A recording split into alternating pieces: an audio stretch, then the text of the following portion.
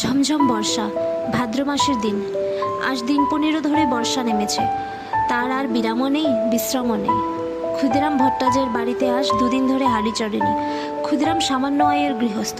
জমি জমার সামান্য কিছু আয় এবং 2-4 ঘর শিষ্য যজমানের বাড়িতে ঘুরে ঘুরে কায়ক্লেশে সংসার চলে।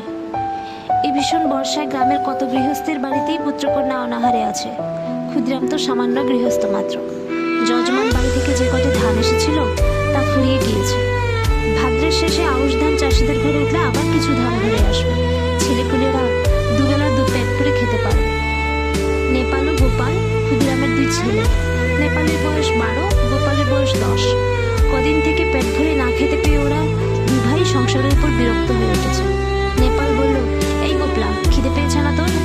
গোপলা ছিপ ফেলতে ফেলতে চেঁচাতে বলল, হু দাদা, মাকে গিয়ে বল আমারও পেট চুই চুই করছে। মা বকে, তুমি যাও না দাদা। বকুকে, আমার নাম করে মাকে বলতে পারবি না? এমন সময় পাড়ার শিবু বাড়ুজ্যের ছেলে চুনিকে আসতে দেখে নেপলা ডাকলো, ও চুনি, শুনে যা। চুরি বয়সে নেপালের চেয়ে বড়, অবস্থাপন্ন গৃহস্থের ছেলে, বেশ চেহারা। নেপালের ডাকে সে ওদের উঠানে বেড়ার কাছে দাঁড়িয়ে বলল, কি, আয় না ভেতরে। না, যাবো না, বেলা যাচ্ছে। আমি জটি পিসিমাদের বাড়ি যাচ্ছি। মা সেখানে রয়েছে কিনা ডাকতে যাচ্ছি। কেন, তোর মা এখনো আসেনি? ওদের ডাল ভাঙতে দিয়েছে। তাল নবমীর ব্রত আসছে ওই মঙ্গলবার, ওদের বাড়ির লোকজন খাবে। সত্যি? তা জানিস না বুঝি? আমাদের বাড়ির সবাইকে নিমন্ত্রণ করবে, গায়েও বলবে। আমাদেরও করবে? সবাইকে যখন নিমন্ত্রণ করবে তো ওদের কি বাদ দেবে? চুনি চলে গেলে নেপাল ছোট ভাইকে বলল, আজ কি আর রে? তা তুই কি জানিস? আজ শুক্রবার, মঙ্গলবারে নেমন্তন্ন। গোপাল বলে, কি মজা না দাদা, চুপ করে থাক, তোর বুদ্ধি শুদ্ধি নেই। তাল নবমী ব্রত তালের বড়া করে, তুই জানিস? গোপাল তো সেটা জানতো না, কিন্তু দাদার মুখে শুনে খুশি হয়ে উঠল। সত্যি যদি তা হয় তবে সুখান্ত খাবার সম্ভাবনা বহু দূরবর্তী নয়, ঘনিয়ে এসেছে। আজ কি বার সে জানে না, সামনের মঙ্গলবারে নিশ্চয়ই তার বেশি দেরি নেই। দাদার সঙ্গে বাড়ি যাবার পথে জটি পিসিমার বাড়ি। নেপাল বলল, তুই দাঁড়া, ওদের বাড়ি ঢুকে দেখে আসি ওদের বাড়ির তালের দরকার হবে কিনা, যদি তাল কেনে। এই গ্রামের মধ্যে তাল গাছ নেই, মাঠে প্রকাণ্ড তাল দিঘি। নেপাল সেখান থেকে তাল কুড়িয়ে এনে গায়ে বিক্রি করে। জটি পিসিমা সামনেই দাঁড়িয়ে। তিনি গ্রামের নটবর মুখুজ্জের স্ত্রী, ভালো নাম হরিবতী। গ্রামশুদ্ধ ছেলে মাকে তার জটি পিসিমা বলে। পিসিমা বলল, কি রে, তাল নেবে পিসিমা? হ্যাঁ, নেব বই কি, আমাদের তো দরকার হবে মঙ্গলবার। ঠিক এই সময় দাদার পিছু পিছু গোপালও এসে দাঁড়িয়েছে। জটি পিসিমা বলল, পেছনে কে রে? গোপাল।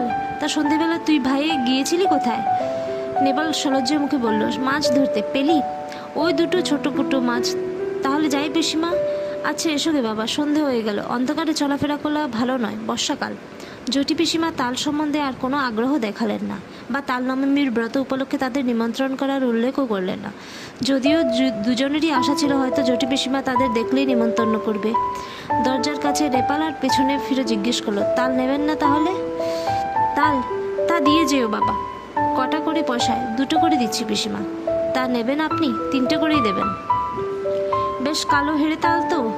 আমাদের তালের পিঠে হবে তাল নবমীর দিন, ভালো তাল চাই। মিষ্কালো তাল পাবেন, দেখে নেবেন আপনি। গোপাল বাইরে এসে দাদাকে বলল, কবে তাল দিবি দাদা? কালকে? তুই ওদের কাছে পয়সা নিস নে দাদা। নেপাল আশ্চর্য হয়ে বলল, কেন রে? তাহলে আমাদের নেমন্তন্ন করবে? দেখিস এখন। দূর, তাই হয় না। আমি কষ্ট করে তাল কুড়োবো আর পয়সা নেবো না?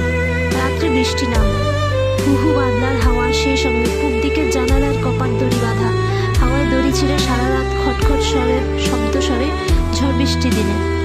গোপালের ঘুম হয় না, তার যেন ভয় ভয় করে। সে শুয়ে শুয়ে ভাবছে, দাদা যদি তাল বিক্রি করে তবে ওরা নেমন্তন্ন করবে না। তা কখনো করে? খুব ভোরবেলা উঠে গোপাল দেখল বাড়ির সবাই ঘুমিয়ে, কেউই তখনও আঁখ ঠেনি। রাত্রে বৃষ্টি থেমে গিয়েছে, সামান্য একটু টিপটিপ বৃষ্টি পড়ছে। গোপাল এক ছুটে চলে গেল গ্রামের পাশে তাল দিঘির ধারে।